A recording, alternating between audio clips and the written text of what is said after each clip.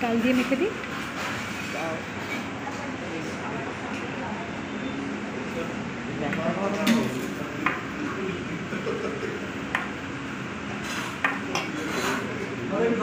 নিচে নিচে খেয়ে নে না।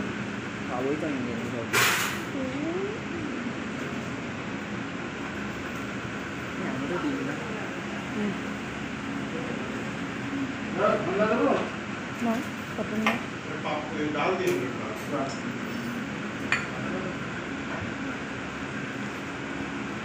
না তোমার মাছ দিই, তোমার মাছটা এখানে।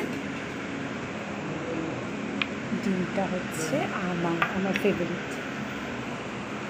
তোমার মাছ নাও, এখানে একটু ভেজিটেবলস আছে, দেখো একটা নিয়ে নাও, ঠিক আছে? এবার আমি খাই।